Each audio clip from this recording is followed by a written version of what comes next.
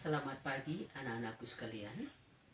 Salam jumpa dan salam sehat buat anak-anak semuanya.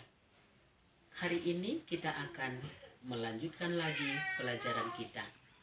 Ibu sangat berharap kepada seluruh kelas 9, mulai dari 91 sampai dengan 96, agar melihat dan mendengar video pembelajaran bahasa Indonesia ini sampai selesai ya.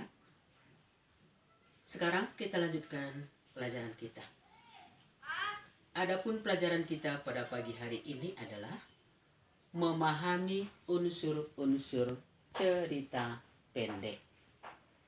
Tujuan pembelajaran: setelah mengikuti proses pembelajaran, peserta didik dapat memahami unsur intrinsik dalam cerita pendek. Cerpen atau cerita pendek mengangkat persoalan kehidupan manusia secara khusus. Tema cerpen berasal dari persoalan keseharian yang diambil dari kehidupan nyata. Sekarang sampailah kita kepada unsur-unsur cerita pendek. Unsur yang membangun cerita pendek adalah sebagai berikut. Yang pertama, unsur intrinsik, dan yang kedua, unsur ekstrinsik. Walaupun unsur cerita pendek ada dua, tetapi yang kita pelajari hari ini adalah unsur intrinsik. Apa yang dimaksud dengan unsur intrinsik? Unsur intrinsik adalah unsur yang berada langsung dalam cerita. Apa sajakah yang termasuk unsur intrinsik itu?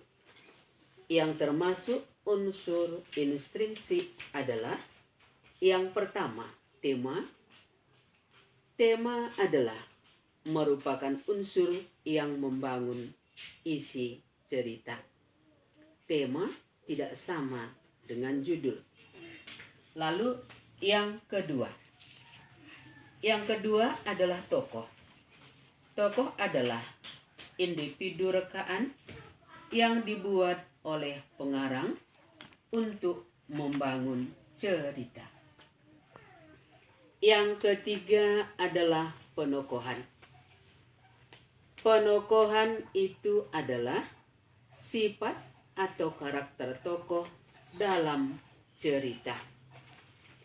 Sifat atau karakter tokoh itu ada 3. Yang pertama, tokoh antagonis. Yang kedua, tokoh protagonis. Yang ketiga, tokoh tritagonis. Yang keempat adalah alur. Alur adalah pola pengembangan cerita. Pola pengembangan cerita atau alur ada 3, yaitu alur maju, alur mundur, dan alur campuran. Lalu yang kelima adalah latar. Latar berfungsi untuk membangun keyakinan pembaca terhadap cerita yang dibuat pengarang. Latar terbagi atas 3 bagian.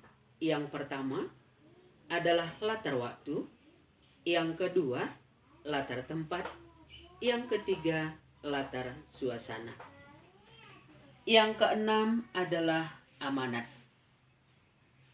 Amanat adalah pesan atau ajaran yang ingin disampaikan pengarang kepada pembaca. Amanat biasanya disampaikan secara tersirat. Oleh karena itu, cerpen harus dibaca secara keseluruhan dan berulang-ulang. Baru bisa kita dapat menentukan atau membuat amanat cerpen tersebut. Inilah yang bisa Ibu sampaikan pelajaran kita pada pagi hari ini. Sebagai tugas anak-anak kami sekalian, bacalah cerpen yang berjudul Pohon Keramat